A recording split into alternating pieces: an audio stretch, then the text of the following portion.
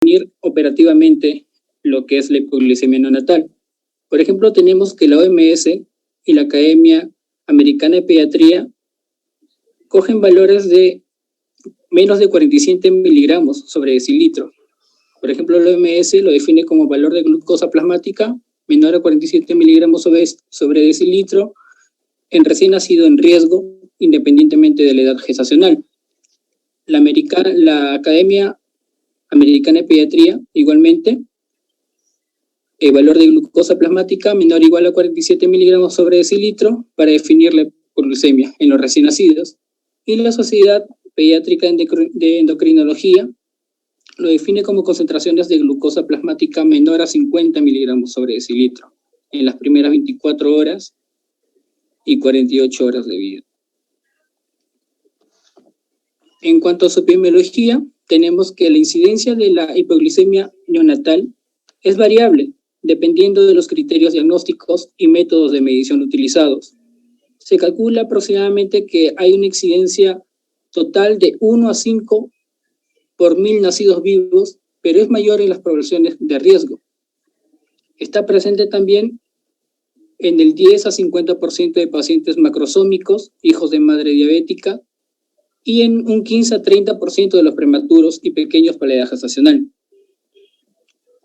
En cuanto a sus factores de riesgo, tenemos la prematuridad grande para la edad gestacional, el RCIU, el estrés perinatal, ahí tenemos la asfixia, la hipertensión, preeclampsia o eclampsia materna, el síndrome de aspiración meconial, la eritroblastosis fetal y la policitemia.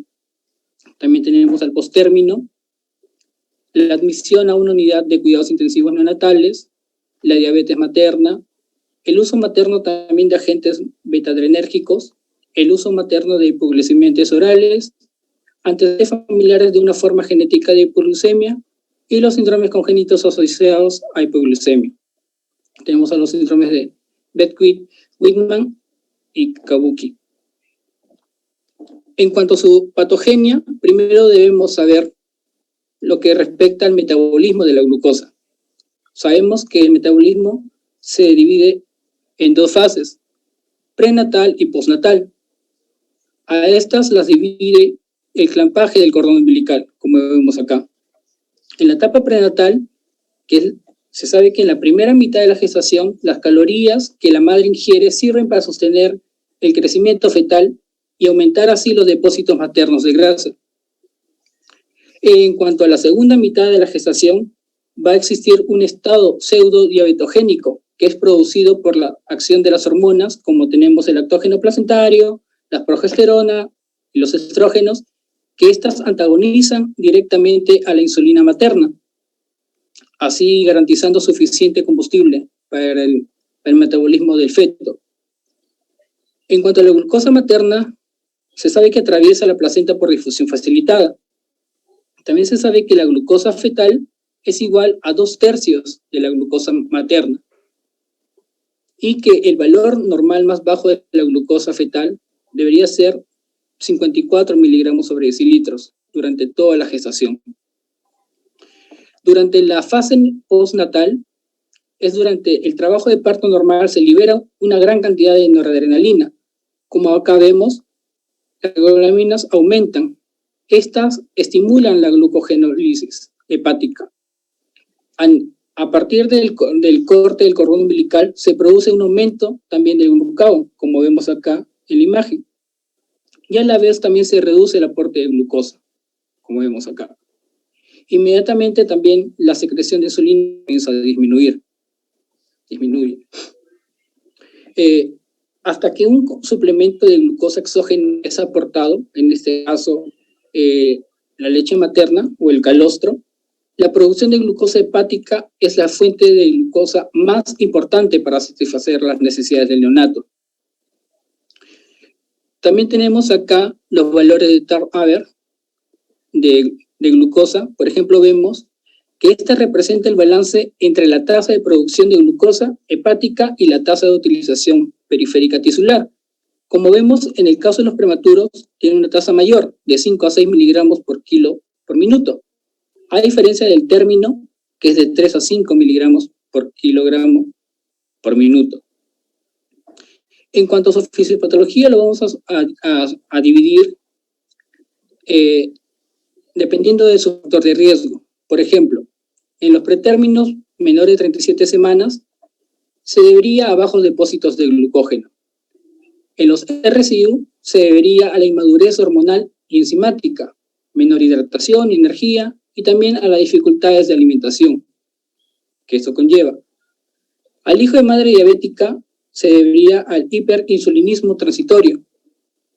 También tenemos los síndromes genéticos de Wettig-Whitman, la enfermedad hemolítica RH, el estrés perinatal, la asfixia, la sepsis, la policitemia, la hipotermia, se debe también a los bajos depósitos de glucógeno, menor hidratación y energía, y también a las dificultades en la alimentación, en la deglución acá en este caso del neonato.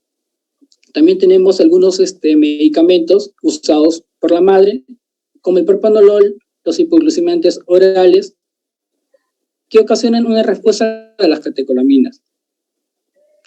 Insuficiencia adrenal, que produce un déficit de las hormonas contrarreguladoras, y también errores congénitos del metabolismo, donde producen defectos enzimáticos en la glucogenólisis, en la gluconeogénesis y en la oxidación de los ácidos grasos. Se pueden también dividir en cuanto al suministro inadecuado de glucosa y mayor consumo de la glucosa. Esta, a la vez, se subdivide en las reservas inadecuadas de glucógeno. Estas pueden provocar una disminución del suministro de glucosa y así estar presente en los siguientes entornos, por ejemplo, en la prematuridad y en el RCU. La producción de glucosa deteriorada. También tenemos que esta alteración de la producción de glucosa se debe a la interrupción de cualquiera, también tanto de la glucogenólisis y la de la gluconeogénesis. Trastornos de la gluconeogénesis, por ejemplo, deficiencia de la fructosa 1,6-bifosfasa, deficiencia de la piruvato carboxilasa, defectos en el metabolismo de los aminoácidos, trastornos del metabolismo de los carbohidratos y también en el metabolismo de los ácidos grasos. En cuanto también va a haber un mayor consumo de glucosa, en este caso a la secreción excesiva de la insulina, como tenemos el hiperinsulinismo. En este caso, muy representativo en el hijo de la madre diabética, donde va a haber una hiperglucemia materna intermitente que va a causar una hiperglucemia fetal. Posteriormente, esta va a conducir a que las células beta del páncreas se hipertrofien e hiperfuncionen. Consecuentemente, va a surgir una hipersulinemia fetal y neonatal, y después de la terminación del suministro de la glucosa materna en el momento del parto, va a producir una hipoglicemia por hiperinsulinismo persistente en el recién nacido, que suele ser transitoria y dura más o menos dentro de los 2 a 4 días después del nacimiento. El síndrome de Beckwith-Whitman, que se debe a la hipertrofia del páncreas, que es un trastorno genético caracterizado por sobrecrecimiento de la predisposición tumoral y formaciones congénitas, como vemos acá la microcefalia, la macroglosia y la hernia umbilical. Como he dicho anteriormente, también en caso de la madre esté usando algún tratamiento intraparto, por ejemplo, con glucosa o agentes antihiperglucémicos como la sulfonilureas. Interrupción también brusca de la infusión de una solución con alta concentración de glucosa también. Y el exceso de la insulina exógena administrada a los recién nacidos por hiperglucemia, que puede provocar también posteriormente una hipoglucemia. En conclusión, tenemos acá esas 3 causas que van a producir una hipoglucemia neonatal: las reservas inadecuadas de glucógeno, la hiperinsulinemia y el incremento de la utilización de la glucosa. En cuanto al cuadro clínico, los lactantes van a tener hallazgos neurogénicos y neuroglucopénicos. En los primeros va a haber una taquimia, transpiración, nerviosismo, temblores, irritabilidad y palidez. Y en los hallazgos neuroglucopénicos vamos a ver una mala succión, un llanto débil o agudo, un cambio de nivel de la conciencia, convulsiones e hipotonía, como vemos en las imágenes. En cuanto al diagnóstico, solo basta solicitar glicemia si el valor de screening es menor o igual a 45 miligramos sobre decilitro, o si el valor de glicemia también es menor a 45 miligramos después de las 4 horas de vida. Esto es lo que confirma una hipoglicemia neonatal. Existen 3 criterios muy importantes para diagnosticar la hipoglicemia neonatal. El primero son los valores bajos de la glicemia, menor a 45 miligramos sobre decilitro, la sintomatología que puede estar ausente o no, y la sintomatología que desaparece cuando se corrige la hipoglucemia en la administración de la glucosa. En cuanto a su tratamiento, esto lo estoy sacando de una guía chilena del año pasado, donde si la glicemia es menor a 35 miligramos sobre decilitro y el recién nacido está asintomático, se debe hospitalizar. Si es menor a 20 miligramos sobre decilitro, se debe dar un bolo de glucosa al 10%, que serían 2 cc por kilo en un minuto, y dejar una carga de glucosa, o un BIC, de 4 a 6 miligramos por kilo por minuto, y controlar posteriormente a los 30 minutos la glucosa. Si en caso hubiera una hipoglicemia sintomática, más en este caso sea el valor de glucosa mayor a 20 miligramos, solamente se dejaría la carga, sin el bolo, más leche materna. Y si existe una limitación del volumen, se debe utilizar una solución de glucosa mayor al 10%. Hay que tener claro que el volumen total del recién nacido a término en el primer día de vida puede llegar a 120 cc kilodía. Una aclaración que quisiera pedirte. Dígame, mira, doctora. Tú aquí pones glicemia menor de 45, mira. 35. Digo de 35. Y asintomático, lo hospitalizas Así si es que tiene 20 y si es que tiene mayor de 20, o lo hospitalizas de todas maneras, según esta guía. No, lo hospitalizo según, si tiene menor de 35, doctora. Y esto ya sería el manejo, bueno, y en hospitalización. Por ejemplo, si es que tiene menor de 20, se le da el bolo. ¿Puedes poner el anterior a este un ratito? ¿Cuál? ¿Este? Sí. Ya. Es habían algunas cositas, disculpa que te interrumpa en este momento, que son controversiales, ¿no? Entonces, es un poco tanto el diagnóstico, o sea, las cifras, como también el manejo, o sea, hay diferentes opiniones, ¿no? Pero bueno, en relación a las cifras, tú habías mencionado las cifras de diagnóstico, que la Academia Americana te ponía 47. En tu primera lámina la pones. La anterior, ¿esa qué versión es? ¿Qué versión ha revisado de la Academia Americana? 2020. Ya. Sería interesante revisar esto, porque la anterior era 45. Y por eso que algunos te siguen opinando 45, otros te van opinando 47. Me gustaría de todas maneras que tú lo has visto en 2021. O sea, ¿este es un artículo que comenta lo que dice la academia o es el de la misma academia? No, es de la misma academia, es un artículo de la misma academia, doctor. Incluso he visto que adelante voy a hablar del algoritmo, por ejemplo, del Hospital Loaiza, que ha sacado este 2021, que ellos están usando su algoritmo, por ejemplo. Yo les decía eso porque nuestra guía todavía sigue con 47. Digo 45, pese a que ya otros autores también lo manifestaban. Esa es una primera cosa. Ahora, ¿por qué la Sociedad de Pediatría, Endocrina de Pediatría, te pone una mayor cifra? Te pone porque ellos, o sea, es la polémica que hay entre los dos, porque dicen si el feto tenía esa cantidad y el niño, el lactante, hace signología de hipoglicemia con 50, ¿por qué al neonatito le estás poniendo menos? ¿No? Si bien la cifra no es muy diferente, de todas maneras ellos te ponían eso, ¿no?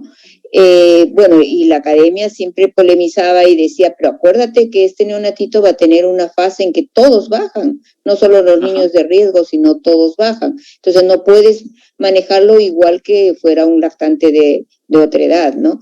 Entonces, bueno, esa es la polémica que existe, o sea, no hay como un acuerdo, aunque no son muy diferentes unos de otros, ¿no? Pero eso tiene impacto un poco en el manejo, ¿no? En el manejo. Entonces, el manejo que tú has traído es de la Academia Americana, de la última versión que dices que ha salido el año pasado. Está casi, le estoy colocando al último casi, doctora. He traído 3 manejos, de la chilena, de la argentina y de la americana, bueno, que lo está usando actualmente el Hospital Arzobispo Loaiza. Ya, a ver, entonces lo termina y después comentaremos. Disculpa la interrupción. No se preocupe. Bueno, entonces, en el otro caso que tengamos una glicemia menor a 45 miligramos y el recién nacido esté sintomático, también se tiene que hospitalizar. Por ejemplo, si el recién nacido está convulsionando o tiene glicemia de menor a 25 miligramos, se le tiene que dar un bolo de glucosa al 10%. Posteriormente, una carga de glucosa de 7 a 8 miligramos por kilo minuto y controlar la glicemia en 30 minutos hasta estabilizar. El recién nacido asintomático con glicemia entre 36 y 45 miligramos en las primeras 72 horas se debería alimentar con pecho y o fórmula de 10 mililitros por kilo y controlarlo en 1 hora. Si el nuevo control es menor a 45 miligramos, se hospitaliza y se usa dextrosa al 10% con una carga de 5 miligramos por kilo minuto más aporte oral. Si el control nuevamente es mayor de 45 miligramos por decilitro, se controla cada 2 a 3 horas hasta estabilizar que sea mayor de 60 miligramos. Y luego se controla ya cada 8 a 12 horas. Eso es lo que dice la Academia Chilena. Bueno, la guía de práctica de Chile, que es la del año pasado. Acá tenemos también otra guía de acá del niño, del año 2019, donde lo divide en asintomática y sintomática. Si fuese un asintomático leve, va de 30 a 45. Se utilizaría leche materna o fórmula. Control dentro de los 20 a 30 minutos. Y si está normal, se continúa con alimentación enteral cada 2 a 3 horas y control a las 12 y 24 horas.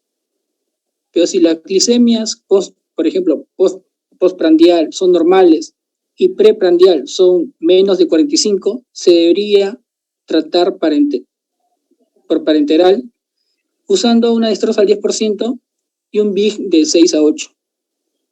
Y tras la normalización, reiniciar progresivamente la alimentación enteral. En el caso tengamos una hipoglicemia sintomática, se debería usar, en este caso, el bolo de 2 mililitros por kilo y dejar una infusión de 5 a 8 miligramos por kilo minuto, similar a los requerimientos basales del recién nacido.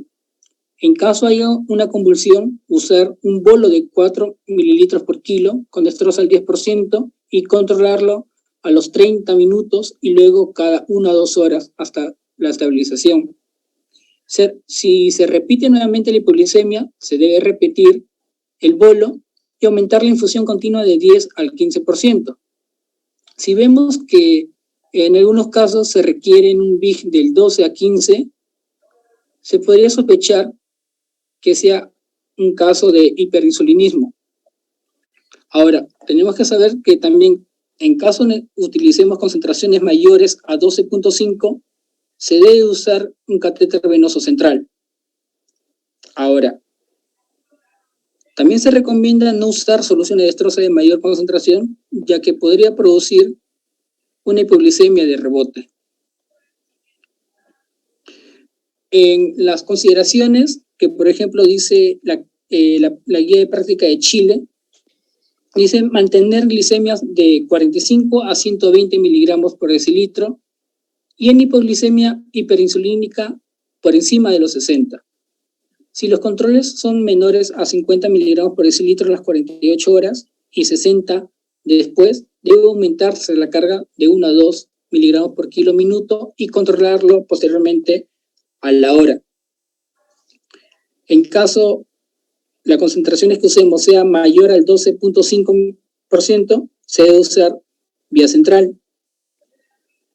Se debería estabilizar durante al menos 12 horas y disminuir la carga progresivamente o gradualmente de 1 a 2 miligramos por kilo minuto cada 12 horas con aumento progresivo del aporte enteral y controlarlo de 1 a 2 horas post-baja. En el caso de recién nacidos menores de 32 semanas, se debería instalar inmediatamente glucosa endovenosa. Y en caso de prematuros con residuo severo, se debería iniciar el aporte precoz de glucosa endovenosa. En este caso, entre las primeras 2 horas de vida, con posterior control de la glicemia.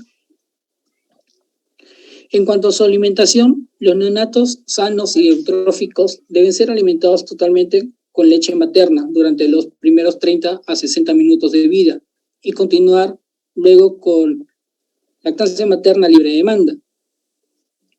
Los recién nacidos con factores de riesgo de hipoglicemia se debería controlar con un hemoglucotest a las 2 horas de vida.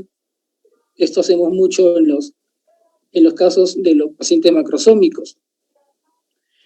Las alimentaciones con pecho materno deben ser frecuentes, cada 2 a 3 horas en los primeros días de vida.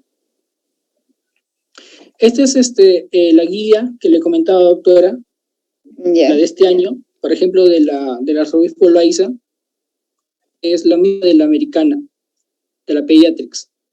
Por ejemplo, acá lo subí, si es asintomático o sintomático o menor de 20 miligramos. Si es asintomático y es mayor a 20 miligramos por decilitro, se debería iniciar con alimentación oral y control de glicemia en 1 hora.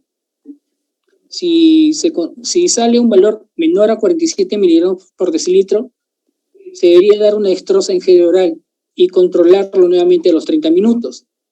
Si en este caso ya sale mayor a 47 miligramos, se continúa la alimentación vía oral y controlarlo a los 3 a 4 horas, antes de cada toma, por supuesto, por 24 horas mínimo.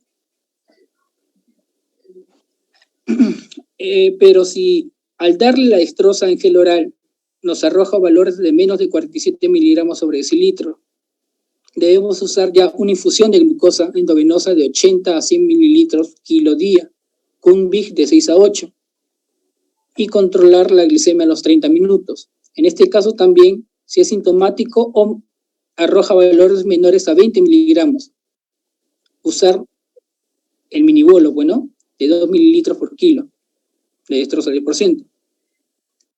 Ahora, si tenemos glicemias mayores a 47 miligramos, se debería, luego de las 6 horas de inicio de la vía oral, se debe tener una buena tolerancia oral. Luego de 6 horas, se debería disminuir la VIG de 1 a 2 horas progresivamente e incrementar consecuentemente la vía oral. La glicemia frecuente debería ser cada 24 horas y mantener así una glicemia mayor a 60. Se debe detener fluidos endovenosos si el VIG llega a 3 a 4 miligramos por kilo minuto y el neonato está estable. Y dejar con alimentación oral al 100%. Y dar de alta si obtenemos 2 glicemias mayores a 60 miligramos, ¿no? Ahora, si tenemos la glicemia menor a 47 miligramos, se debería usar ya una segunda dosis del minibolo. Incrementar el VIG de 2 miligramos kilo minuto y sacarle un control de glicemia a los 30 minutos. Si este valor nos arroja una glicemia de 47 miligramos, dar nuevamente el tercer bolo, incrementar esta vez hasta 12 miligramos kilo minuto y controlarlo nuevamente a los 30 minutos. Si en este caso sigue saliendo abajo, ya se consideraría una hipoglicemia recurrente o persistente, ya que estamos usando el máximo.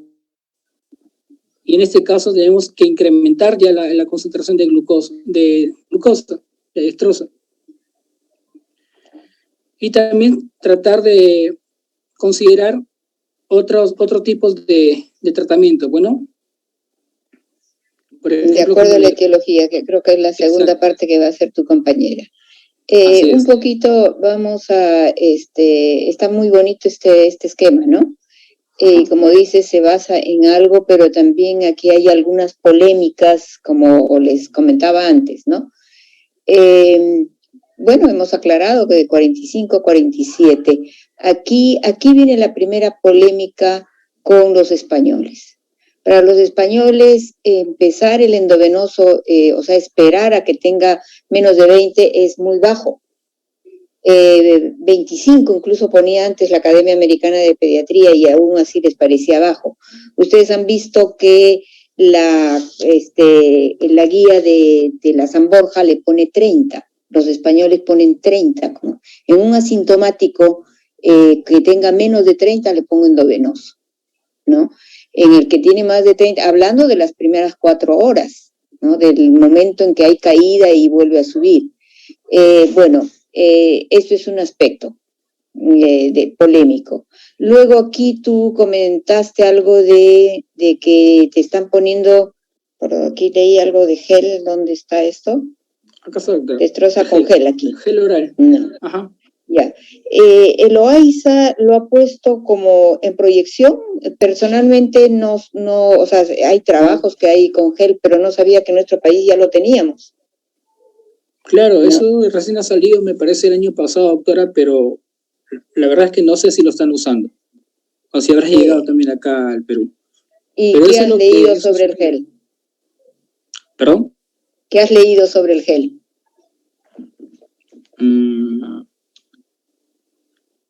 A ver, alguno de tus compañeros, de repente, a ver, que levante la mano alguien que tenga una idea de lo del gel.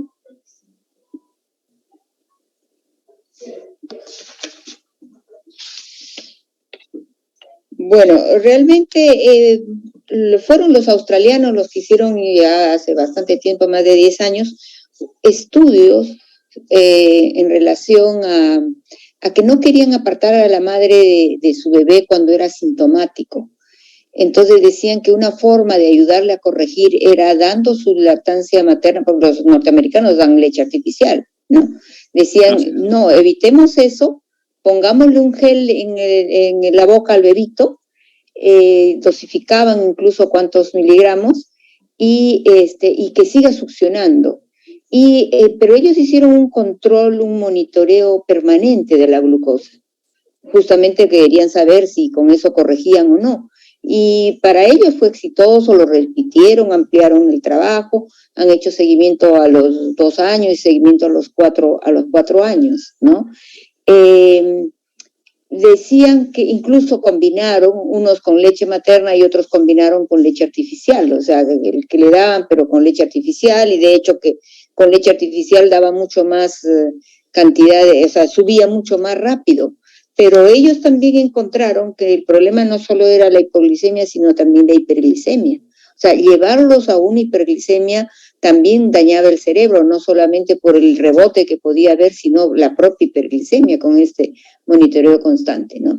Entonces, bueno, estaba esto en investigación, lo han incorporado, pero como digo yo, por lo menos personalmente no sé que haya llegado esa presentación aquí en nuestro país, ¿no? Ese es el manejo con el gel. Pero otra cosa importante de este manejo es que algunos, o sea, tú suspendes la vía oral solo cuando el niño convulsiona. Después mejora y tú tratas, porque de hecho la alimentación tiene mayor posibilidad de dar en forma sostenida glucosa y por lo tanto hay menos posibilidad de rebote que solo la destroza, ¿no? Es otra cosa importante a tratar. Nuestra guía todavía no ha sido modificada. Nuestra guía también fue muy discutida la parte del 20. Entonces, como ustedes saben, nuestros bebés no se hospitalizan cuando tienen solo el riesgo, sino cuando ya van a recibir endovenoso. Entonces, nuestra guía considera que si el niño tiene menos de 35, ya lo debemos hospitalizar. Ahora, eso dice nuestra guía, pero no sé cuánto se cumpla de eso, ¿no? Claro. ¿Esperamos realmente hasta que baje hasta 30 o 20 para poner un endovenoso, un asintomático? A ver, ¿qué han visto ustedes en este tiempo que están ahí?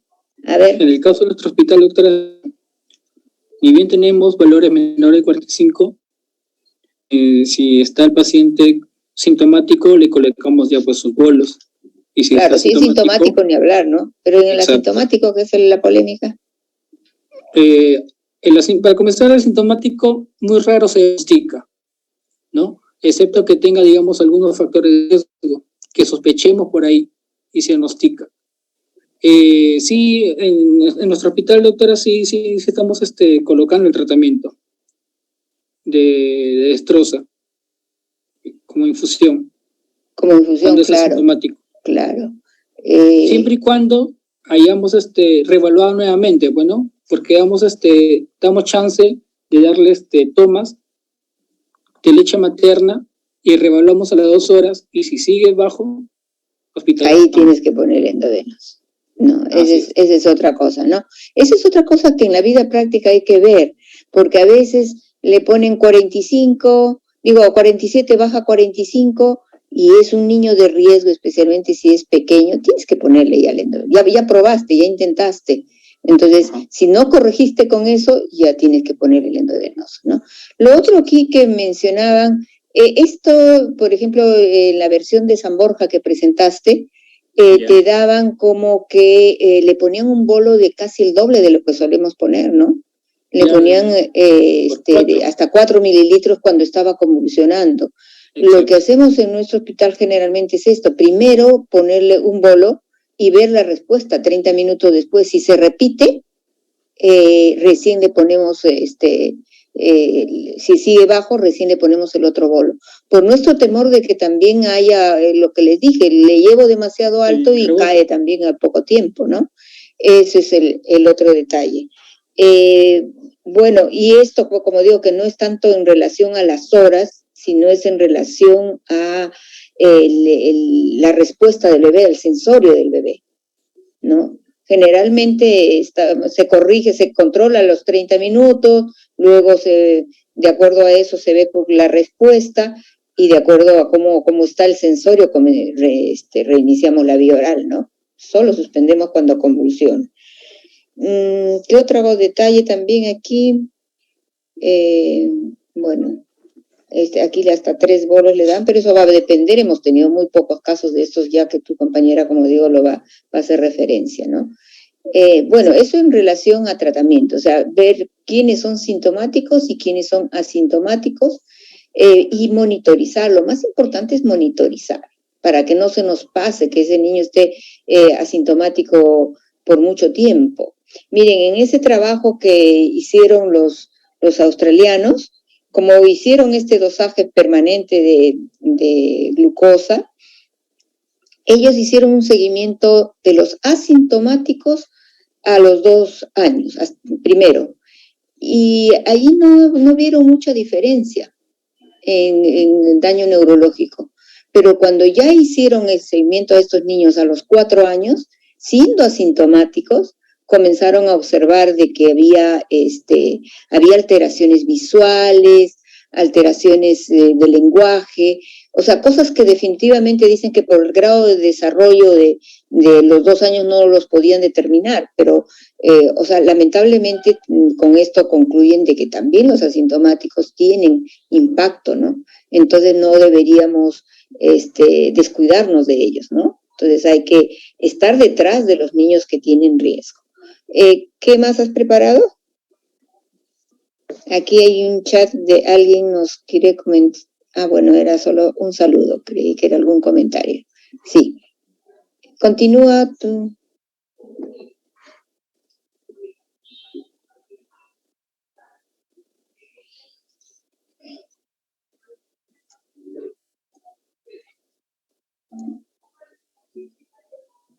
¿No te oímos?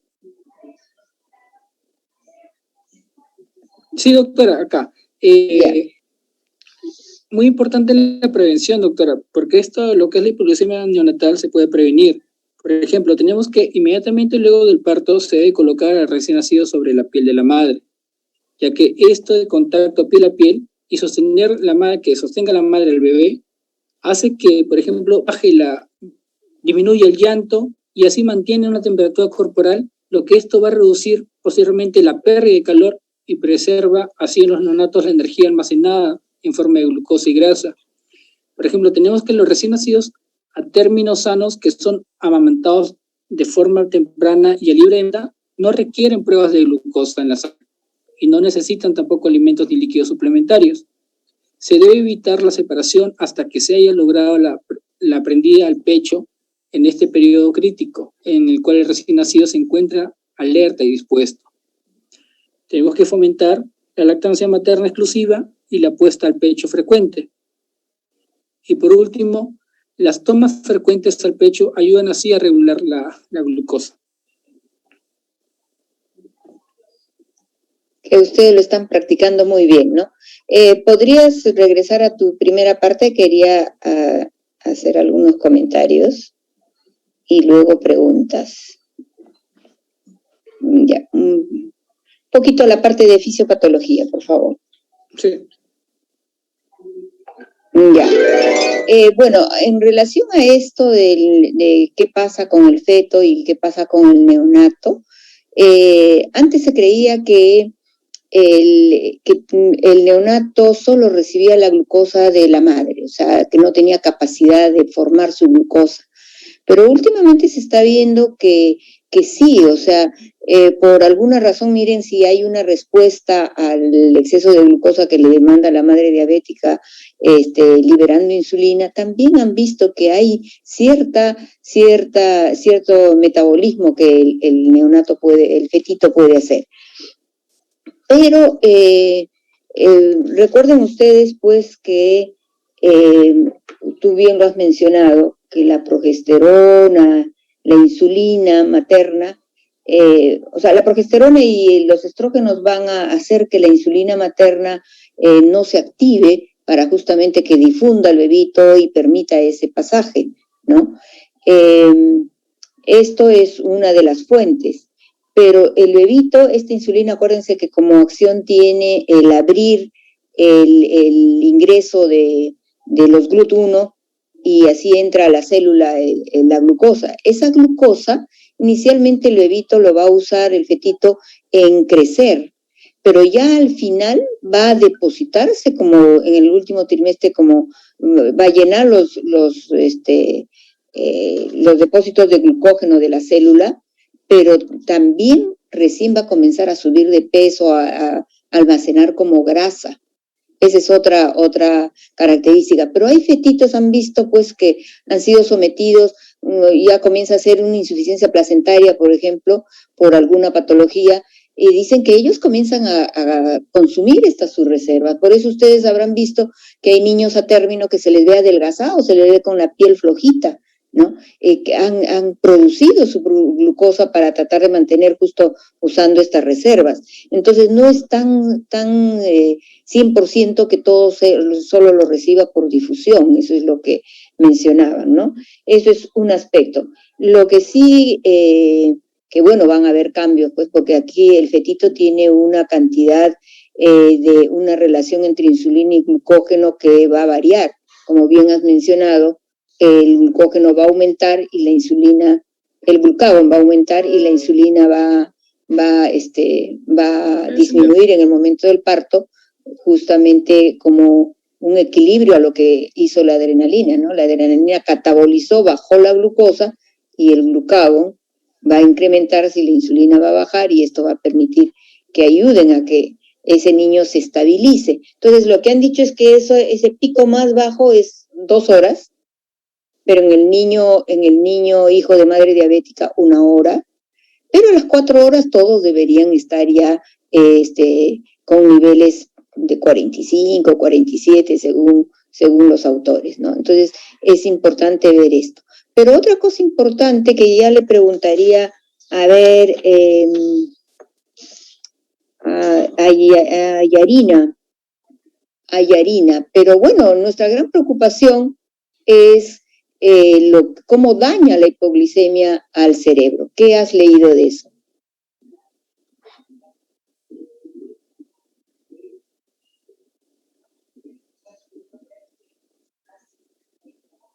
Creo que pronuncio más los nombres. A ver, a la interna Michelle. Michelle, ¿por qué el daño en la neurona? En hipoglicemia, doctora, ¿eso se refiere? Sí, en hipoglicemia. Porque en el sistema nervioso, porque las neuronas se alimentan de la glucosa, entonces estamos hablando de que en la hipoglicemia hay un déficit de glucosa y no va a haber un buen funcionamiento, no va a haber un correcto funcionamiento de esta. Ya, muy bien. O sea, la neurona no tiene glucógeno, no tiene depósitos, tampoco la oligodendroglía. Entonces, si le falta glucosa, o sea, es muy dependiente de la glucosa en sangre, ¿no? Entonces, si le falta, se va a alterar su metabolismo. Pero entonces, ¿qué fuente energética comienza a usar? A ver, Lorena Yancé. Sí, buenas noches, doctora. Bueno, tengo entendido que cuando no hay glucosa, se forman lo que son los cuerpos cetónicos justamente para poder compensar esa falta de energía. Claro, o sea, lo que va a usar es eso, ¿no? O sea, es la vía del ácido láctico, pero lamentablemente produce menos energía. Y acuérdense que justamente como está haciendo ya un metabolismo, está generando más ácidos, comienza a ser la taquipnea, ¿no? La taquicardia la hace por liberación para tratar de que le llegue más veces la glucosa sanguínea y puedan captarlo, ¿no? Ese es el objetivo a fin de cuentas, ¿no? Pero ¿qué pasa, Daniela, si no tienes buena cantidad de ATP? Puede haber un estrés oxidativo también con las neuronas, va a haber un deterioro progresivo también, ¿no? De la neurona. Ya, a ver, Alejandro, ¿puedes ampliar eso?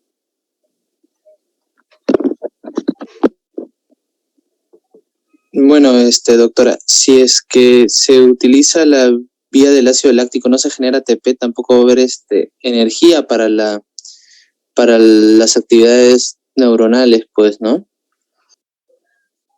Ya. Generalmente, pues acuérdense que el ATP se necesita para todas las bombas. Entonces, ¿qué va a pasar? ¿Qué va a pasar? A ver, tú mismo, Kevin. A ver, ¿qué dice Sara Tello? Sí, doctora. Bueno, justamente en la hipoglucemia no va a haber un correcto consumo de glucosa en el cerebro, entonces había leído que la producción de ATP va a ser mucho menos en la glucólisis anaerobia que a diferencia de la glucólisis aerobia. Entonces, al tener menos ATPs, puede causar lo que es necrosis neuronal, una muerte de las neuronas, una muerte cerebral, un daño cerebral. Ya, bien, José. José Herrera. Sí, doctora, ¿puedo repetir la pregunta? Disculpe, es que no la escuché bien. No, están hablando de la fisiopatología de por qué se muere la neurona en hipoxia, en hipoglicemia. Es igualito a la hipoxia, por eso se me vino a la mente.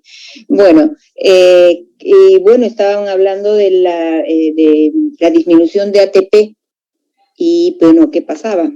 Si hay poco ATP, ¿qué pasa con la neurona? Bueno, bueno, doctora, buenas noches, ahora sí con todos. Había estado escuchando sobre el tema del mecanismo de la producción de ácido láctico, ¿no? Como la neurona, como bien lo estaba explicando usted, no tenía una fuente de glucógeno, entonces al no tener al entrar al otro metabolismo, pues se agota más fácil, ¿no? Y por lo tanto, si recordamos la vía de la glucólisis, como lo dijo mi compañera, si la glucosa se agota, pues va a haber menor cantidad de producción de ATP, ¿no? Porque solamente estaríamos usando la fosforilación oxidativa, que creo que es la parte donde menos ATP se produce, ¿no? Entonces, por lo tanto, tendría menos energía, ¿no? Y así un desgaste y finalmente llegaríamos hasta... Bien, claro, acuérdense, todas las bombas, bomba de calcio, bomba de sodio, no van a poder actuar, ¿no? Entonces, si no actúa la bomba de sodio, pues se va a edematizar la neurona y se va a morir. Si no actúa la de calcio, ya ustedes estuvieron mencionando, se altera la membrana, se producen radicales libres, se altera el citoesqueleto y se muere la neurona. Entonces, han visto, como les decía, estos trabajos, que esto va a dar, pues, va a tener un impacto a largo plazo. ¿Y qué manifestaciones tendría esto? A ver, Daniela, o sea, ¿cómo se expresaría a largo plazo ese daño neurológico? ¿Qué has leído?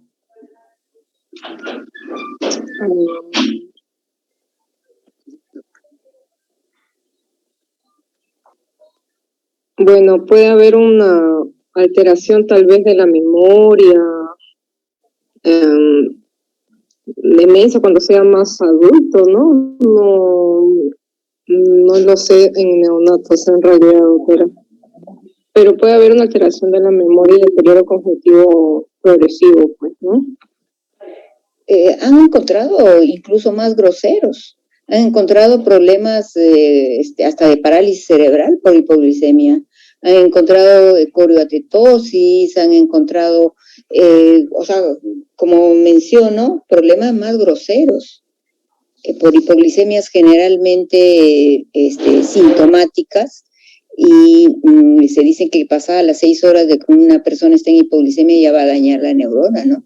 O sea, uno se imagina que no da cosas permanentes porque al bebé lo ves, o sea, sale de su hipoglicemia y parece estar normal, pero eso es porque no ha, como hay inmadurez todavía en su desarrollo, no está expresándolo, como mencioné anteriormente, ¿no? Pero han encontrado alteraciones en diferentes, o sea, en la zona frontal, en la zona occipital, en diferentes lugares, ¿no? Entonces, es preocupante. Felizmente que los niños sintomáticos no son muchos, o sea, tratamos de corregirlo de manera rápida, ¿no? Pero muchos de estos trabajos han sido hechos, es cierto, en aquellos que hacen hipoglicemia persistente, pero otros en la hipoglicemia sintomática transitoria, ¿no? Entonces hay que darle la importancia que debe a la hipoglicemia.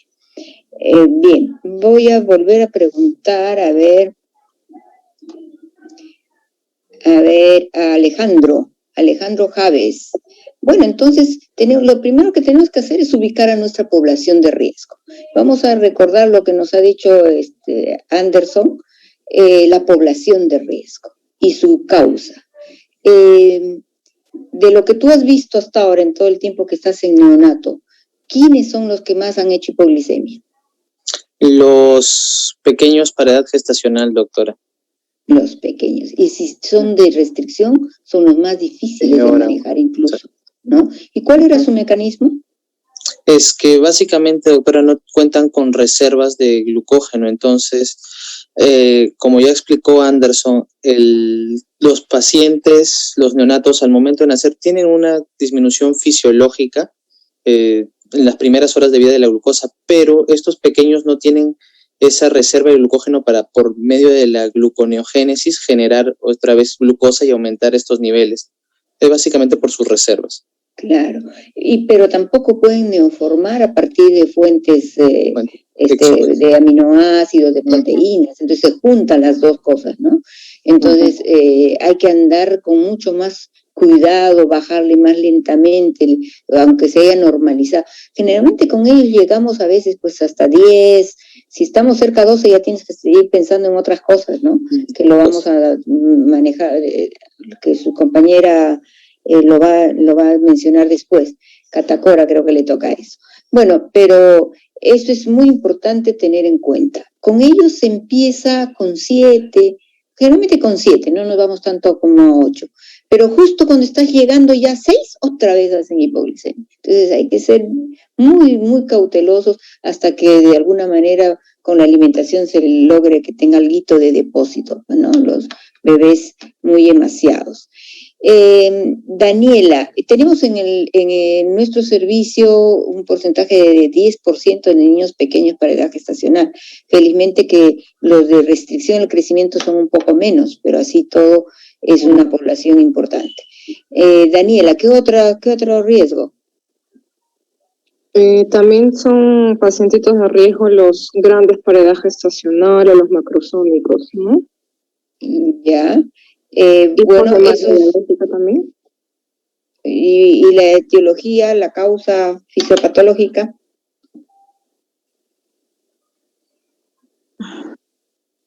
¿Por qué? ¿Por qué los grandes y los macrosómicos? Puede ser por hiperinsulinismo transitorio, no sé. Exacto, ¿no? Y nuestro gran problema es que antes eran raros los chicos que nacían macrosómicos, ahora son mucho más frecuentes, ¿no? Y de esto el mayor problema es el hijo de madre diabética. Ya sea diabética gestacional, pero más aún el hijo de madre diabética mellitus. A ver, le vamos a preguntar a Elizabeth Catacora. ¿Cuál es esa diferencia entre la diabética mellitus y la diabética gestacional?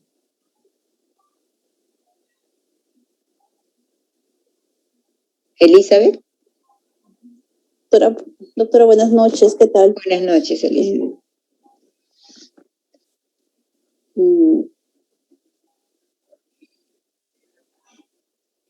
Doctora, no tengo la respuesta. Ya.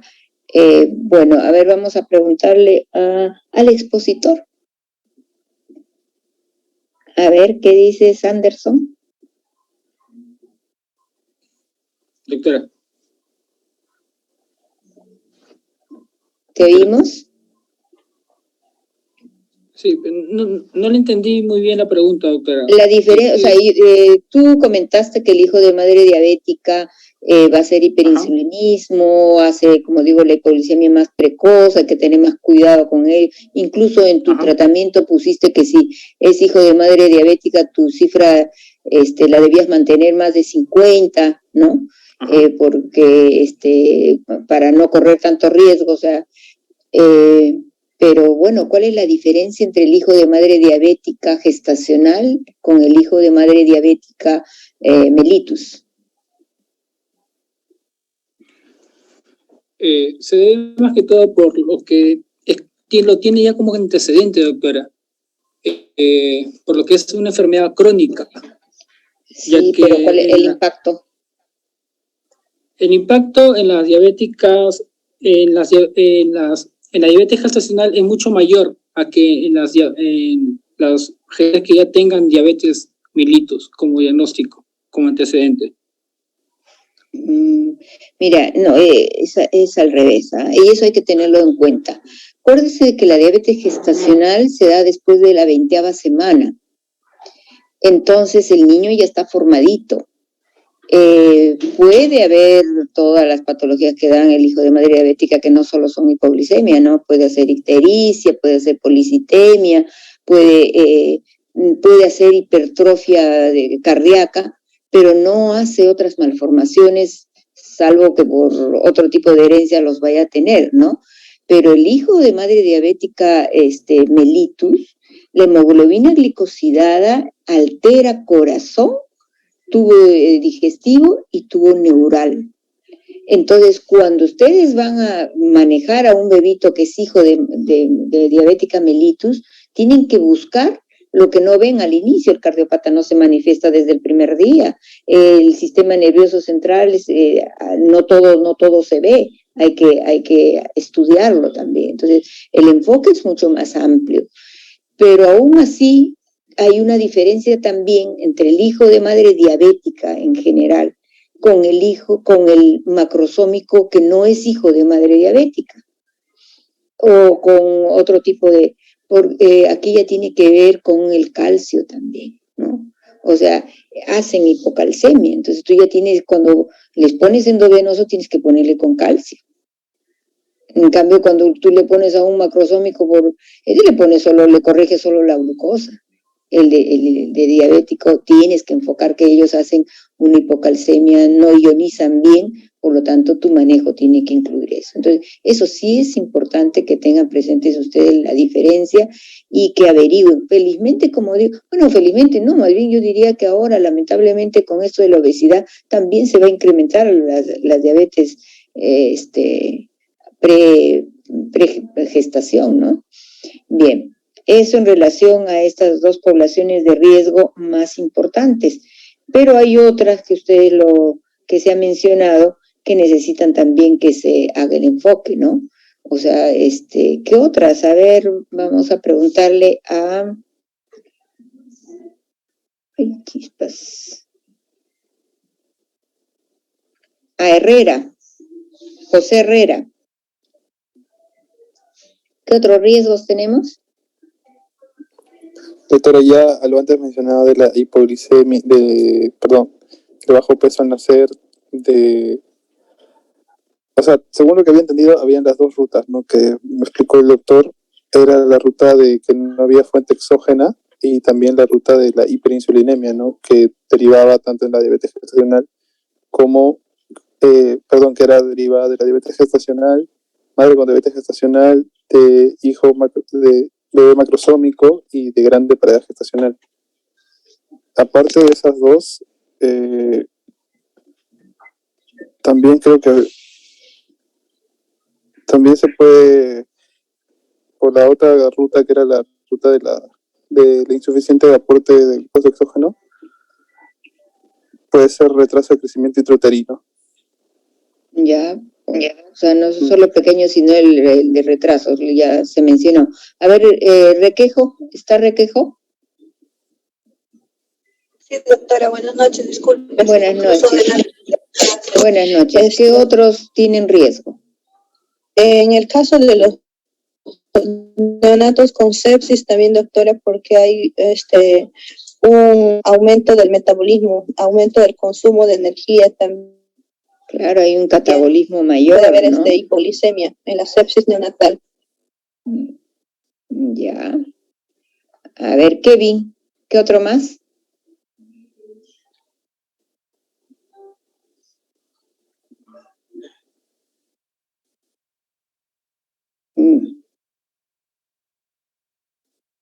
Ya, a ver, Yance. Puede ser también, doctora, la policitemia. Claro, ¿no? Entonces ya hay otras que de repente son menos frecuentes, pero de todas maneras hay que tener presente. Falta uno más importante. A ver, Salas. Doctora, disculpe, no sé si mencionaron en la... A ver, Luis Andrés Salas. ¿Me escucha? Sí, te oigo. ¿Enfermedad hipóxico-isquémica? Exacto, ¿no? Esa es otra razón. Entonces, hay que tener mucho cuidado con ellos. Bien, entonces, teniendo ese enfoque, también ya su compañero les ha mencionado que hay que anticiparnos. Y la principal anticipación es, en la medida de los que se pueda, hacer el contacto piel a piel con lactancia, ¿no? La lactancia.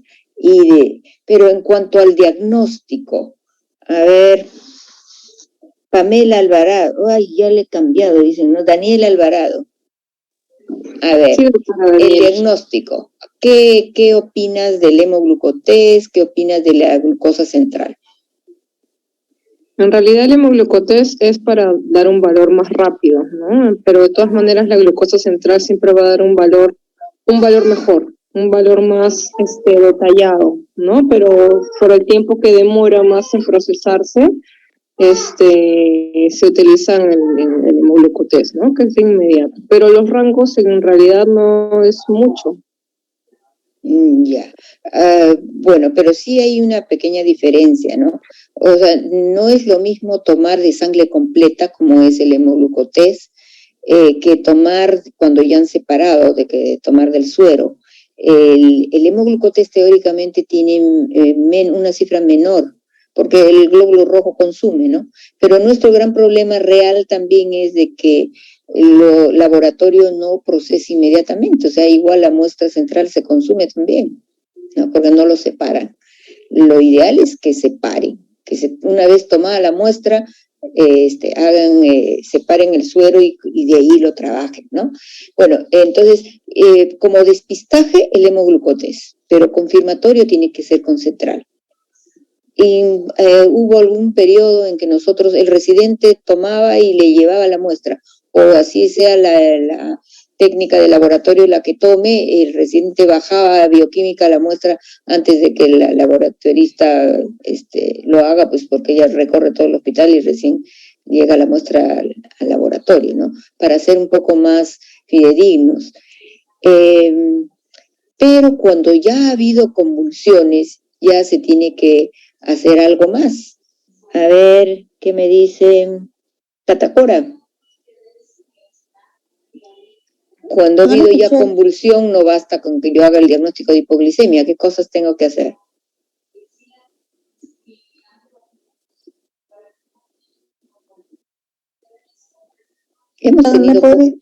No lo escuché muy bien, disculpe.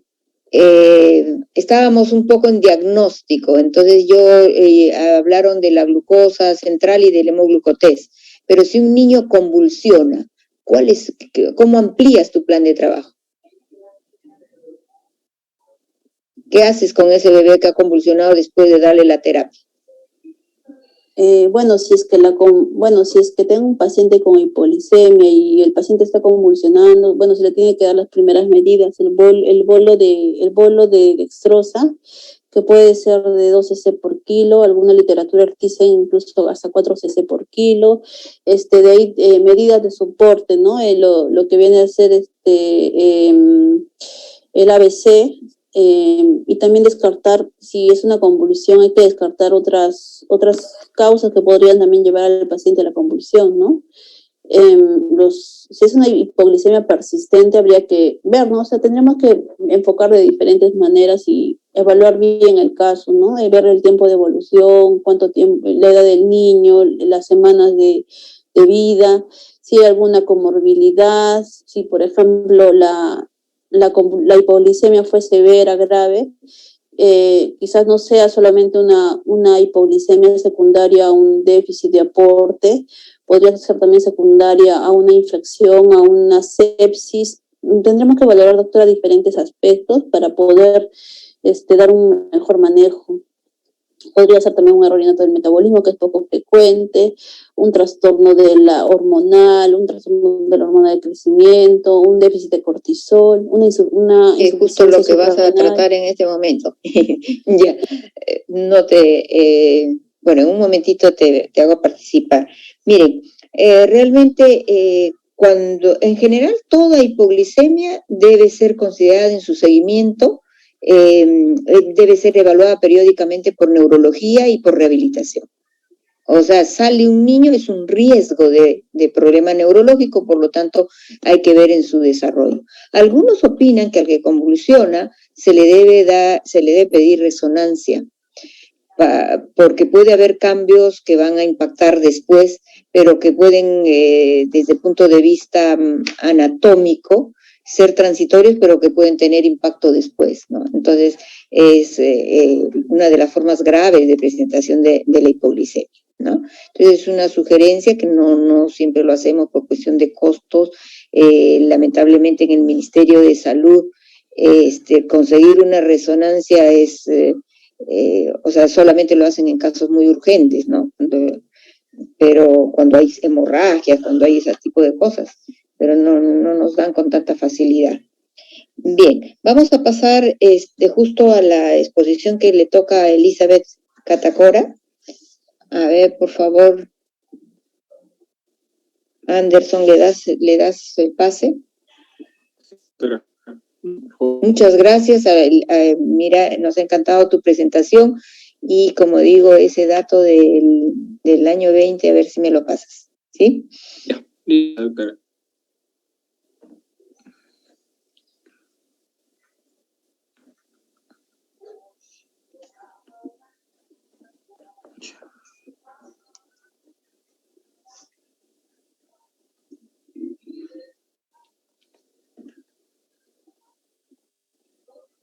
Un momento, doctora, para poner la diapositiva.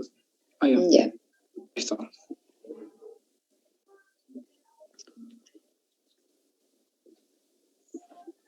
Muy buenas noches con todos, doctora Serpa, compañeros. ¿Ven mi pantalla? Sí.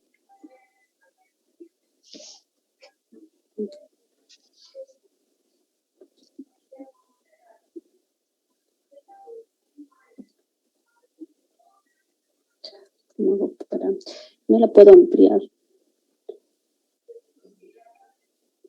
Pero así se ve, no te preocupes. Abajo, doctora, abajo a la derecha. Tienes razón. Hágalo chiquito. Ahí, ya.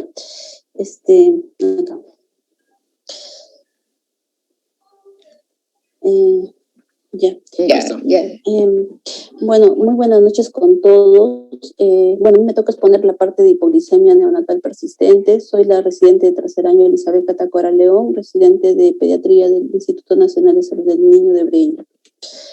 Bueno, en relación a la introducción del tema, vamos a ver que los trastornos de hipoglicemia persistente son trastornos raros, que las consecuencias pueden ser graves e incapacitantes. Se ha visto que los pacientes con hipoglicemia grave pueden desarrollar, fuera de que van a desarrollar niveles de glicemia bajos, esto puede suscitar el desarrollo de convulsiones y daño cerebral. Se ha visto incluso que va a haber retraso en el desarrollo psicomotor, puede haber discapacidad física y del aprendizaje.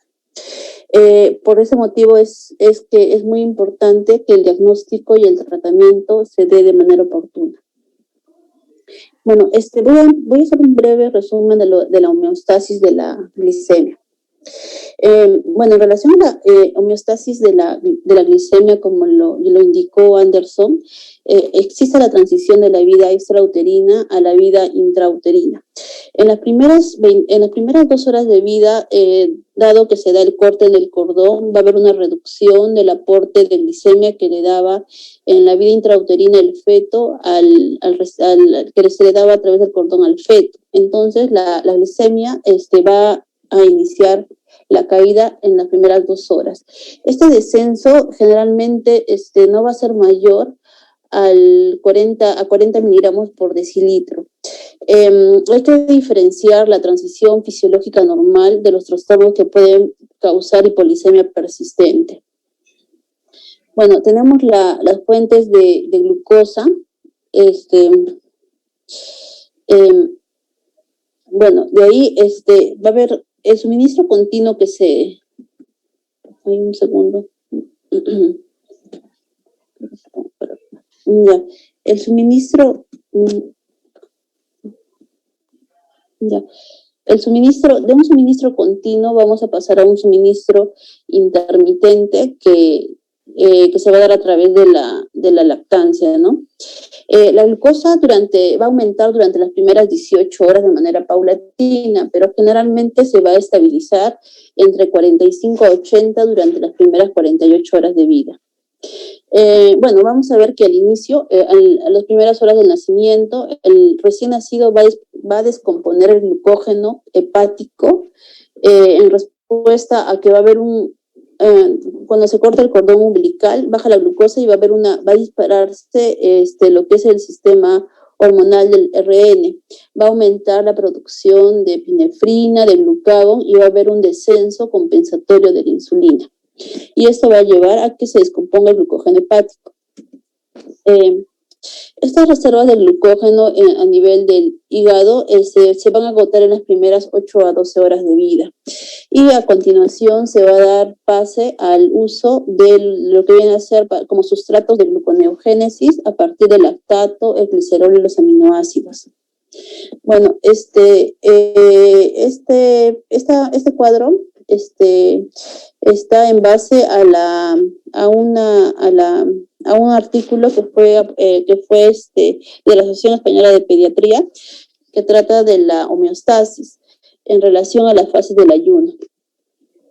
Tenemos que, por ejemplo, tenemos la fase 1, que vendría a ser la ingestión de alimentos vía oral, que va a dar un estado posabsortivo. En la fase 2, si es que el ayuno persiste, se va a dar pase a lo que viene a ser la glucogenólisis hepática. En la fase 3, cuando el glucógeno hepático ha sido utilizado, el suministro de glucosa se va a dar a partir de los sustratos como el lactato, el glicerol y la alanina. En la fase 4 se va a hacer uso de los cuerpos cetónicos, y en la fase 5 ya lo que viene a ser los ácidos grasos y los cuerpos cetónicos. En relación a la utilización de la glucosa, sabemos que el cerebro tiene un requerimiento obligatorio de glucosa, pero en estado de hipoglicemia el cerebro va a echar mano de lo que viene a ser las cetonas y el lactato como una fuente de energía. En condiciones no cetóxicas, las condiciones no cetóxicas tienen un mayor riesgo del desarrollo de hipoglicemia. Por ejemplo, ejemplo de estas condiciones tenemos el hiperinsulinismo y el trastorno de oxidación de los ácidos grasos, en las cuales las cetonas y el lactato van a ser insuficientes. En relación a las defensas neuroendocrinas ante la hipoglicemia, vamos a ver que a un determinado nivel de glicemia plasmática se van a activar algunos de los mecanismos neuroendocrinos. Por ejemplo, cuando la glucosa plasmática está en aproximadamente 85 miligramos en neonatos, va a haber una supresión de la secreción de insulina. Cuando la glucosa cae entre 65 y 70, se va a estimular la secreción de glucagón y la activación del sistema simpático adrenal. Y va a haber liberación de glucosa de las reservas del glucógeno. Cuando la glucosa plasmática es menor de 65, se va a disparar los niveles de cortisol y de la hormona de crecimiento. Algunas definiciones que tocó Anderson. Yo revisé ese artículo del 2019, en donde, tratan acerca definen hipoglicemia de los diferentes niveles que da la Academia Americana de Pediatría y la Sociedad de Endocrinología Pediátrica Americana. Entre la 0 y la cuarta hora, definen hipoglicemia como un nivel que está por debajo de 25 a 40, entre la cuarta y la 24 horas, menor a 35 a 45, entre las 24 y 48 horas, menor de 45. Y luego de las 48 horas, menos de 60. Y lo que viene a ser la Sociedad de Endocrinología Pediátrica define hipoglicemia cuando dentro de las primeras 48 horas de vida la glicemia es menor de 50 y cuando luego de las 48 horas de vida es menor a 60. En relación a la hipoglicemia persistente, en el artículo revisado de las recomendaciones de la Sociedad Americana tenemos que ellos definen como hipoglicemia persistente cuando la hipoglicemia dura más en aquellos pacientes que presentan hipoglicemia luego de las 48 horas de vida, y en recién nacidos que tienen 48 horas de vida cuando este valor de glucosa es mayor de 60 o 70 luego de un ayuno de más de definen hipoglicemia persistente cuando un recién nacido con más de 48 horas de vida no logra mantener un valor que sea mayor de 60 o en condiciones de ayuno de 6 a 8 horas cuando ese valor no logra mantener un valor mayor de 70. En relación al artículo de las recomendaciones de la Sociedad de Endocrinología Pediátrica para el manejo de hipoglicemia persistente en neonatos, infantes y niños, ellos también definen lo que viene a ser la hipoglicemia clínica, ¿no? Como refieren que la glucosa plasmática suficientemente baja puede causar síntomas y signos del deterioro de la función cerebral. Es importante que el reconocimiento de la hipoglicemia pueda requerir una confirmación mediante mediciones repetidas y pruebas formales, es decir, que el hecho de usar un test, un glucómetro de cabecera, no es fiable y que debería de realizarse mediciones a través de un laboratorio, midiendo lo que es la glucosa plasmática. También concluye que la hipoglicemia no se puede definir como una concentración específica, y esto es debido a varias razones, entre ellas que las respuestas cerebrales específicas ocurren con un rango variable de glucosa plasmática. Incluso en un mismo paciente, las manifestaciones pueden ser diferentes a diferentes rangos de glicemia. Dependiendo también de la otra parte, por ejemplo, que el paciente tenga mecanismos compensatorios, la hipoglicemia podría manifestarse a un nivel mayor o menor de glucosa. Dentro de este consenso también refieren que no es posible identificar un solo valor de glucosa plasmática que pueda causar lesión cerebral. Esto va a depender además de la duración y el grado de la hipoglicemia. Y también que existen factores técnicos de inexactitud en relación a lo que viene a ser el laboratorio. En relación a la etiología de la hipoglicemia persistente, este cuadro lo saqué de la revista del 2015 de la Academia Americana de Pediatría, donde definen las causas de hipoglicemia neonatal y según el mecanismo fisiopatológico. Por ejemplo, en el caso de las reservas de glucógeno inadecuadas, tenemos como desórdenes asociados la prematuridad, el ser pequeño para la edad gestacional, la restricción de crecimiento intrauterino, el estrés perinatal, por ejemplo, la sepsis y la asfixia, y la policitemia. En relación al mecanismo que vendría a ser el hiperinsulinismo que podría desarrollarse, tenemos al hijo de madre diabética, al síndrome de Beckwith-Wiedemann, el síndrome de Soto y el hiperinsulinismo congénito. En relación a la deficiencia de hormona de crecimiento, una causa conocida es el síndrome de Turner, el síndrome de Costello y el hipopituitarismo. La deficiencia de cortisol vamos a observar también el síndrome de Costello, en el hipopituitarismo y en la hiperplasia adrenal congénita. Y también los errores innatos del metabolismo, ¿no? Como una causa poco común de hipoglicemia. En relación a la fisiopatología de la hipoglicemia neonatal, este es otro artículo que también correlaciona, por ejemplo, según la condición del neonato.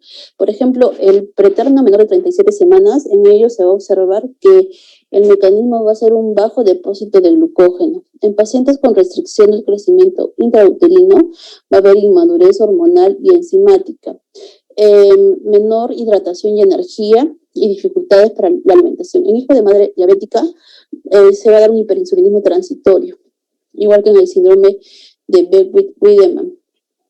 En el caso de estrés perinatal, por ejemplo, asfixia, sepsis, policitemia e hipotermia, se va a relacionar a bajos depósitos de glucógeno, menor hidratación y energía y dificultades para la alimentación. En el caso, por ejemplo, de las mamás que han usado propanolol o hipoglicemiantes orales, estos pacientes ya de por sí van a tener una respuesta alterada de las catelecolaminas, es decir, cuando los bebés desarrollan hipoglicemia, estos medicamentos van a bloquear que se puedan, los mecanismos compensatorios como es el aumento de las catecolaminas, no van a poder desarrollarse. En el caso de la insuficiencia adrenal, el hipopituitarismo y el déficit hipotalámico, va a haber déficit de las hormonas contrarreguladoras. En los errores congénitos del metabolismo tenemos los defectos enzimáticos, los defectos en la glucogenólisis, en la gluconeogénesis y en la oxidación de los ácidos grasos. ¿En qué no podemos sospechar de hipoglicemia persistente? ¿Qué pacientes deberían ser estudiados antes de ser dados de alta? Antes del alta deberíamos de descartar hipoglicemia en el siguiente grupo de pacientes. Pacientes neonatos que presentaron una hipoglicemia grave que requirió corrección endovenosa. Pacientes que tienen dificultades para mantener la glucosa postprandial después de 48 horas en más de 50 miligramos y más de 60 miligramos después de las 48 horas. Pacientes que tengan una historia familiar vinculada a hipoglicemia, síndromes genéticos, malformaciones de la línea media y microcefalia. Bueno, en ese artículo igual enfoca a los pacientes que deberían de ser evaluados para trastorno de hipolisemia persistente. Igual considera hipolisemia severa, dificultades para poder mantener una glucosa preprandial mayor de 50, luego de las 48 horas o mayor de 60, antes de las 48 horas y mayor de 60, luego de las 48 horas. Igual pacientes que tengan historia familiar de hipolisemia y síndromes genéticos cuando se sospeche, por ejemplo, si tenemos macroglosia, ¿no? En el síndrome de Beck-Wiedemann, anormalidades físicas en la línea media, podemos sospechar un hipopituitarismo, igual si es que anormalidades que nos hagan sospechar en un hipopituitarismo sería el micropene, ¿no? Que se puede observar en este grupo de niños. Luego de las 48 horas, igual parecido a los anteriores, igual en este artículo, por ejemplo, los pacientes que tuvieron hipolisemia sintomática, los pacientes que fueron grandes para la edad gestacional, que presentan estrés perinatal, tienen riesgo de hipolisemia, los pacientes con asfixia, isquemia, el hijo de madre con preeclampsia o eclampsia, RCU, aspiración de meconio, eritroblastosis fetal, policitemia, hipotermia. Los pacientes prematuros o postmaduros, el hijo de madre diabética, historia familiar genética de hipolisemia, los síndromes congénitos, la hipolisemia severa, igual dificultades para poder mantener la glucosa preprandial en una concentración que sea mayor de 50 antes de las 48 horas o mayor de 60 luego de las 48 horas de vida, que haya historia genética de hipolisemia y los síndromes, por ejemplo, cuando se sospecha síndromes congénitos, anormalidades en el examen físico. Para hacer el diagnóstico ¿cómo hacemos el diagnóstico de hipolisemia persistente? Bueno, en base a para primero identificar la hipolisemia tenemos los síntomas y los signos. Por ejemplo, anormalidades en el llanto, irritabilidad, dificultades para la alimentación y convulsiones. Y dentro de los síntomas, la letargia, la hipotermia, taquicardia y taquimia. En relación a la hipoglicemia persistente, va a ser cuando sospechamos, como se dijo en la introducción, cuando en pacientes que tengan hipoglicemia luego de las 48 horas de vida, y en aquellos pacientes que requieran una infusión de glucosa parenteral para tratar hipoglicemia más allá de las 48 horas de vida. La evaluación de los trastornos de hipoglicemia persistente se deben realizar cuando el recién nacido tiene, esto dice en el UpToDate, más de 96 horas de vida. Algunos autores recomiendan incluso esperar 7 días. En la historia clínica, ¿qué datos se podrían documentar en este grupo de pacientes? Bueno, como ya se indicó, la prematuridad es un factor asociado, el RCU, el antecedente de asfixia o estrés perinatal, la historia de diabetes materna y antecedentes familiares. En el examen físico podríamos encontrar un bebé grande para la edad gestacional que nos haga pensar en el síndrome de Beck-Wiedemann, macroglosia, onfalocele, insuficiencia suprarrenal, genitales ambiguos, hipertensión, trastorno hidroelectrolítico, por ejemplo, hiponatremia, hipercalemia, acidosis metabólica. En el caso de alteraciones del depósito de glucógeno podemos encontrar hepatomegalia. Y en el caso de hipopituitarismo va a presentar el paciente defectos en la línea media y micropene.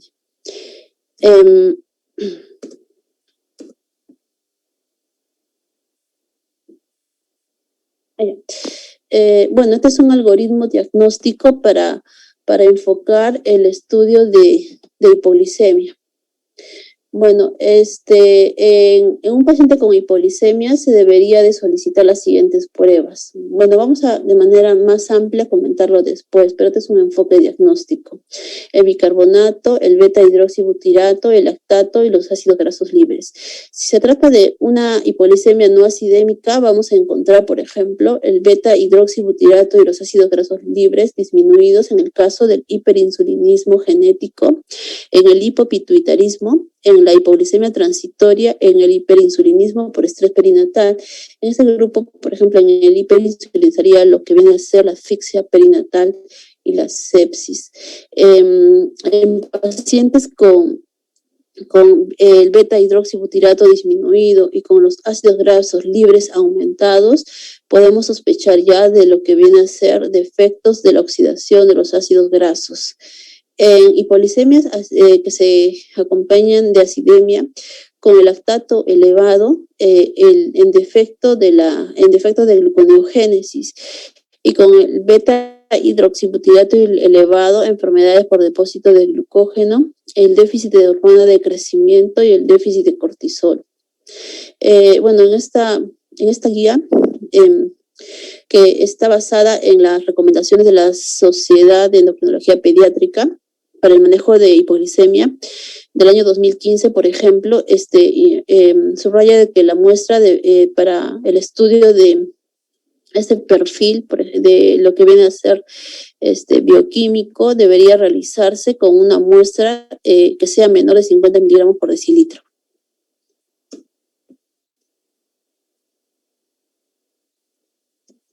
No puedo pasar las diapositivas, tengo dificultades para...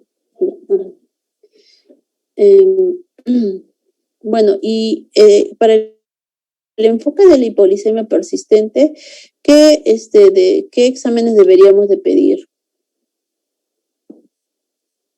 Bueno, podemos pedir lo que viene a ser bueno, todo eso es lo que nos recalca en el Up2Date: glucosa central, la insulina, el beta-hidroxibutirato, el pH sanguíneo, el bicarbonato, el lactato y los ácidos grasos. Además, también debemos considerar el péptido C, la hormona de crecimiento, el cortisol, los niveles de carnitina total, los aminoácidos séricos y algunas pruebas genéticas según vamos desarrollando el enfoque diagnóstico. Bueno, y esto es básicamente lo mismo que se presentó en el cuadro anterior.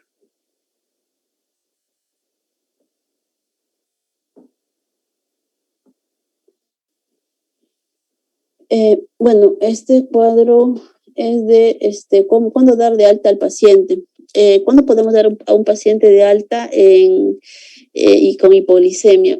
Lo que nos refiere es que el paciente pueda mantener concentraciones de glucosa plasmática en rangos normales, tanto en lo que viene a ser ciclos de alimentación y en ayuna. Y considerar que un paciente con una hipoglicemia se le pueda colocar en ayuno al menos 6 a 8 horas y que el paciente pueda responder de manera adecuada a este nivel de estrés, y que la glucosa se mantenga por encima de 60 miligramos por decilitro. En relación al tratamiento de la hipoglicemia, bueno, tenemos para pacientes sintomáticos la infusión parenteral de dextrosa. El bolo de dextrosa, bueno, la forma teórica vendría a ser 200 miligramos por kilo en 5 a 15 minutos, y de forma práctica corresponde a 2 cc por kilo de dextrosa al 10%. La infusión parenteral de dextrosa aproximadamente va a ser a un BIG entre 5 a 8 miligramos por kilo minuto de dextrosa. Igual indican de que el control de glicemia debería de realizarse aproximadamente los 30 a 40 minutos de la infusión, y que debemos de ajustar la velocidad de infusión de tal manera que podamos mantener una glucosa en las primeras, en bebés, en las primeras 48 horas, que la glicemia sea mayor de 50, y luego de las 48 horas mayor de 60. Recordar que luego de cada cambio del BIG o de la concentración de dextrosa, se debería hacer un control aproximadamente entre los 30 y los 45 minutos.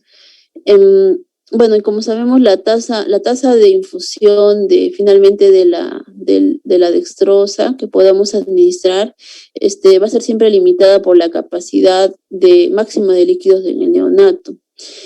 O sea, es decir, la cantidad que le podríamos pasar a un paciente.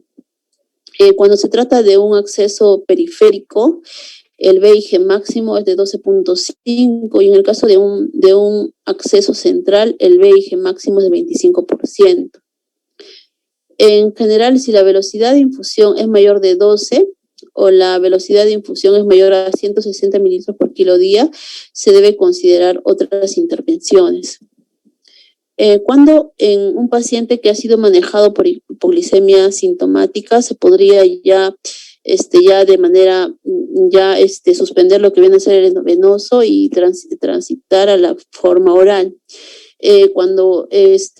Bueno, primero que la reducción de la velocidad de infusión va a ser de manera lenta, ¿no? Como conocemos.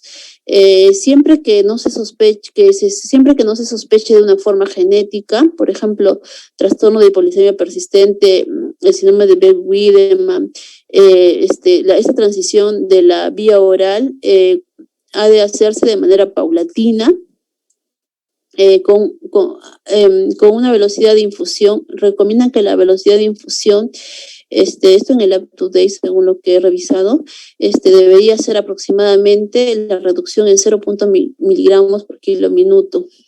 Y el control glicémico aproximadamente debería realizarse 30 minutos luego de la disminución de la infusión. El control de la glicemia debería realizarse antes de cada comida, cada 3 a 4 horas. Para los pacientes que tienen las formas genéticas de hipoglicemia persistente, recomiendan que la transición a la alimentación oral y la disminución progresiva de la dextrosa endovenosa sea individualizada e incluso debería ser evaluada y enfocada este manejo por un endocrinólogo.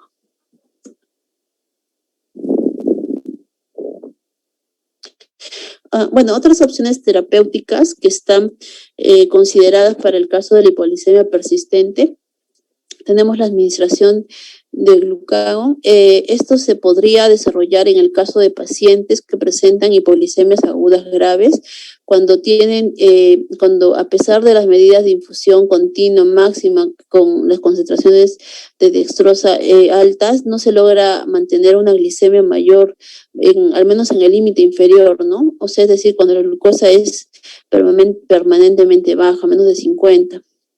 El rango de dosis para el manejo con este medicamento es amplio, entre 20 y 200. Lo que recomienda en el UpToDate es que en recién nacidos y lactantes debería iniciarse con 20 a 30 microgramos por kilo. Podría ser intramuscular, subcutáneo o endovenoso. Aproximadamente la infusión se realiza en 1 minuto.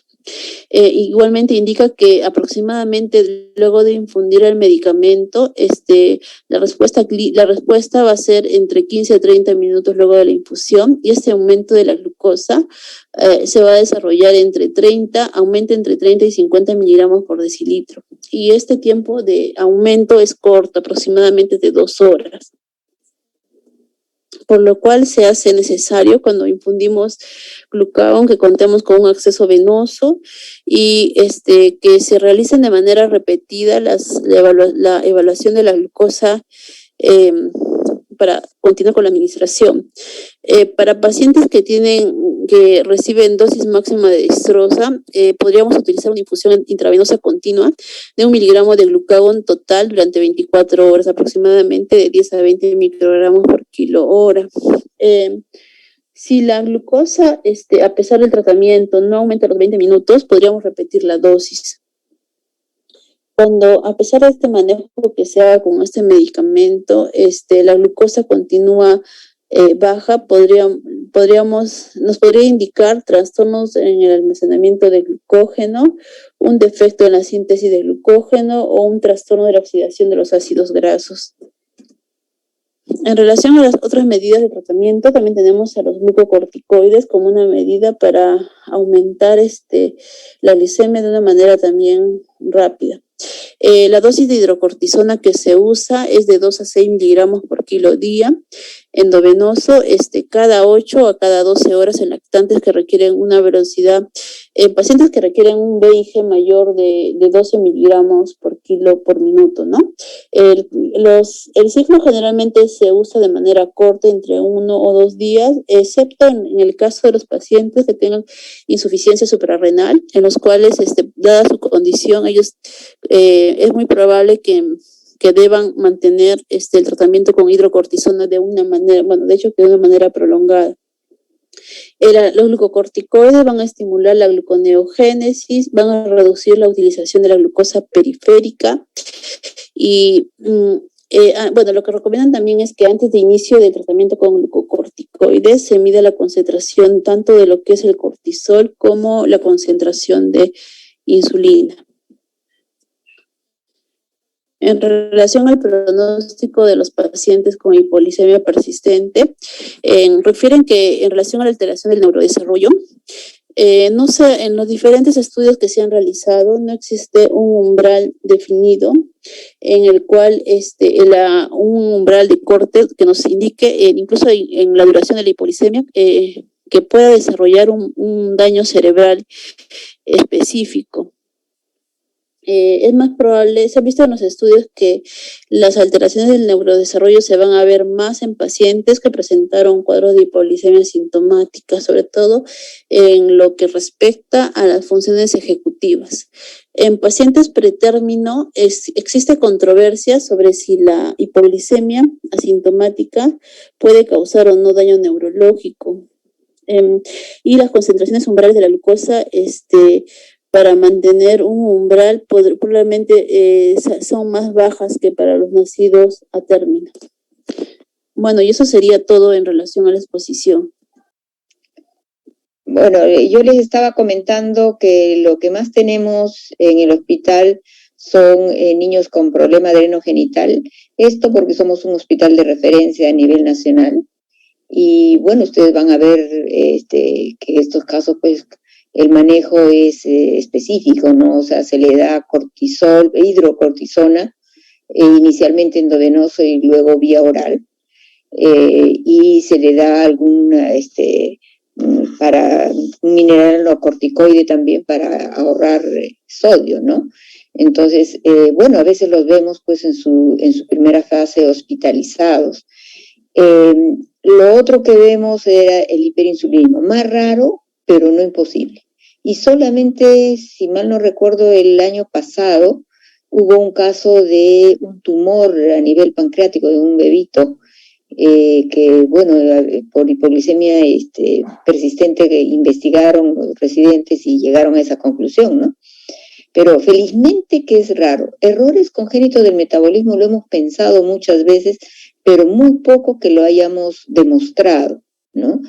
Dentro de ellos, a lo que recuerdo, es un jarabe de arce, es el único, y alguno bueno, es el único que me acuerdo, pero como digo, felizmente que son muy pocos. Sin embargo, como les decía, con los que tenemos cierta dificultad son con los niños que son pequeños para edad gestacional, los que son principalmente con restricción al crecimiento. O sea, como bien dicen, llegamos a la semana y no les hemos corregido. O llegamos a 12 de VIG y ya tenemos que investigar qué está pasando, ¿no? Entonces, siempre que no está respondiendo a lo que queremos, tenemos que investigar ya por estas enfermedades raras, ¿no? Y siempre pedimos, como digo, como nuestras dos posibilidades son más estas, pedimos la insulina, como lo ha mencionado su compañera, pedimos errores congénitos del metabolismo, inicialmente lo hacía aquí Cayetano Heredia, y muy después, si no ha sido Sibia, bueno, el Tandem-Más para ver otro tipo de alteraciones, ¿no? Pero iniciamos con esas dos que podrían requerir tratamiento. Anteriormente, cuando no se corregía, todos le dábamos cortisol, le damos hidrocortisona. Pero actualmente no, pues, o sea, actualmente se trata de investigar un poquito y dirigir un poquito hacia la terapia dependiendo de qué se trata, ¿no? Y como tenemos un poco más de hiperinsulinismo, también estamos usando Octotri, como terapia, ¿no? Bueno, no sé, ¿algún otro comentario?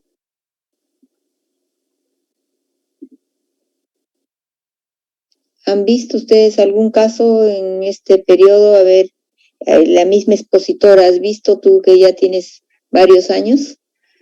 Bueno, sí, doctora, yo he visto, he visto el síndrome de Wiedemann, he visto en crisis adrenales, hiperplasia suprarrenal congénita, errores innatos del metabolismo. ¿De qué tipo de error del metabolismo? Bueno, en la UCI, cuando roté por gastro, Sí. teníamos un paciente con trastornos claro, en la producción de aminoácidos, estaba todavía siendo evaluado, que no tenía prácticamente proteínas, y que teníamos problemas para poder formular el NPT, que estaba séptico y bueno, estaba en estudio, era un paciente referido de la maternidad, que cursó con hipoglicemia del nacimiento y convulsionaba constantemente, y fue manejado con nutrición parenteral, pero básicamente con lípidos, porque no se le podía adicionar aminoácidos por su trastorno.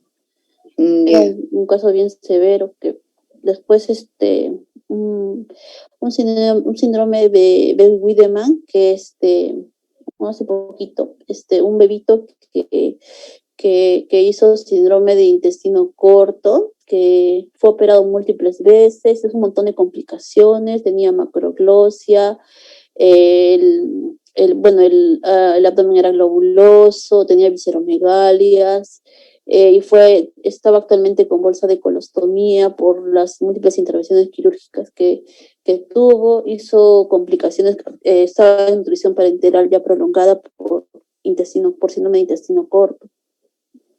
Bueno, luego las insuficiencias la crisis adrenales, producto de las hiperplasias suprarrenales congénitas, sobre todo en las mamás que dejan el tratamiento, a veces las mamás suspenden el tratamiento porque no vienen ya las consultas, y pues dejan de dar la administración de fludrocortisona a sus pequeños, y vienen los niños vienen con cuadros de descompensación de crisis adrenal, chocados, con hipoglicemia, con cuadro clínico, por ejemplo, hace poco tuvimos un paciente, la mamá lo trajo por náuseas y vómitos, y le tomamos le damos su dosis de estrés de hidrocortisona, 100 miligramos por 100 miligramos por metro cuadrado, le tomamos su AGA, su glicemia, y corregimos, ¿no? Corregimos electrolitos, manejamos lo que es la hipoglicemia en esos pacientes, el potasio también, doctora.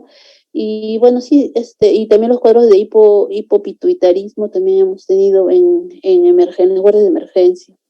Igual descompensados, con hipoglicemia, con hiponatremia, hipercalemia, acidosis metabólica. Eso así se ven con relativa frecuencia ese tipo de casos, ¿no? Claro, ustedes son como hospital de referencia también, pues eso de repente hace que tengan un mayor número, ¿no? Bueno. Sí, básicamente, doctora, de los servicios de endocrinología vienen los pacientes descompensados cuando dejan de tomar el tratamiento. Hemos visto, o sea, se ven en la guardia de emergencia, se ven bastantes casos ese tipo de casos. Bien. Bueno, en todo caso está planteado el enfoque diagnóstico, ¿no? Para ir orientando poco a poco, porque, o sea, no se va a pedir todo de golpe. Los papás quisieran que se hiciera todo y llegar al diagnóstico. No es tan fácil hacerlo, ¿no? Porque uno va progresando poco a poco de acuerdo a lo que tenemos a la mano, porque no todo lo tenemos a la mano. El Tantemar lo hacen en Chile. Entonces, y bueno, y se va avanzando en esto. Bien, ¿algún otro comentario?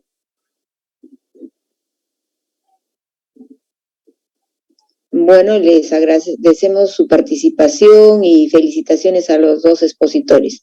Doctora Elizabeth, muchas gracias por tu preparación. Muchas gracias, doctora, por por este tiempo compartido con usted. Bueno, ya nos vemos en el siguiente tema. Hasta pronto. Hasta luego. Muchas gracias. Hasta luego, gracias. Hasta luego. Hasta luego. Buenas noches, Chao. gracias. Muchas gracias. Chao.